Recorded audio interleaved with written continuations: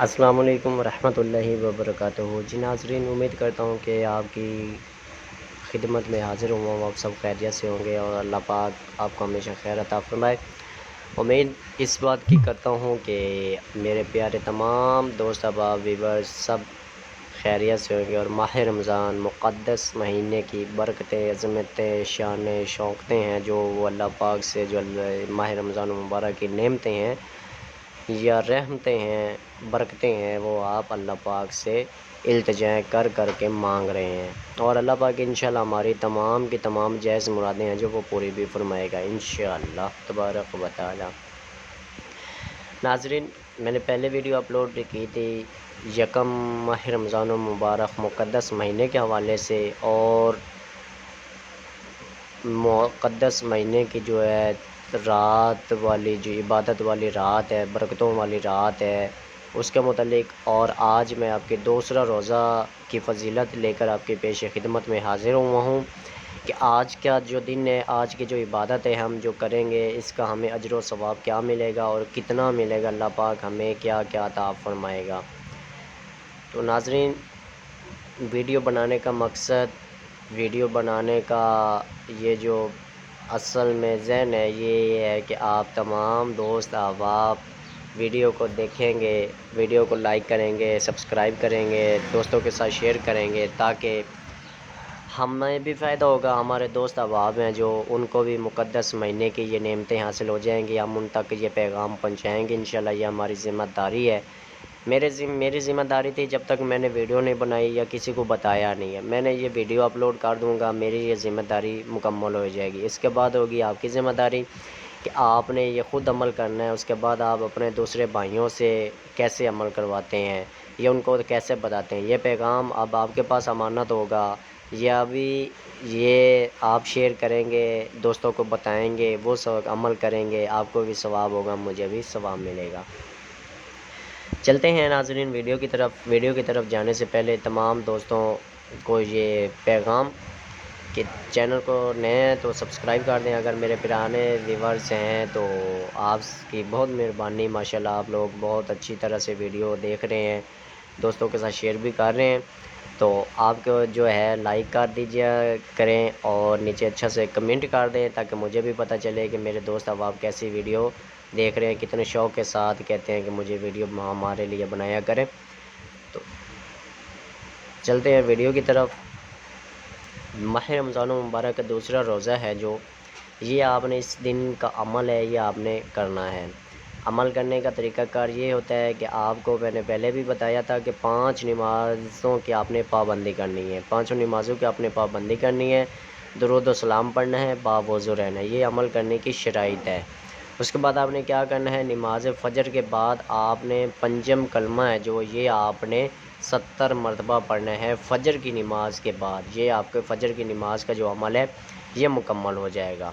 اس کے بعد آتی ہے ظہر کی نماز۔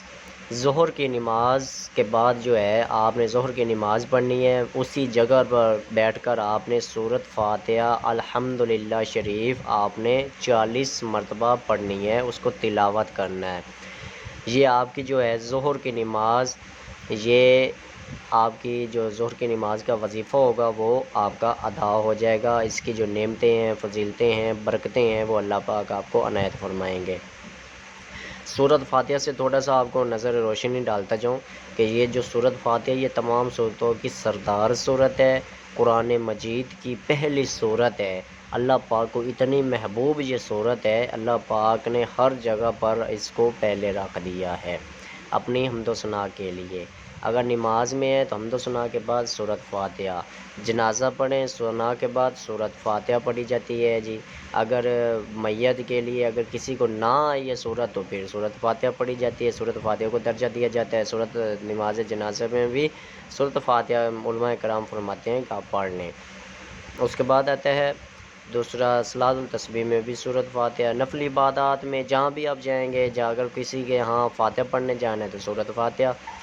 یعنی کہ تمام صورتوں کی سردار ہے جو یہ سورۃ فاتحہ ہے۔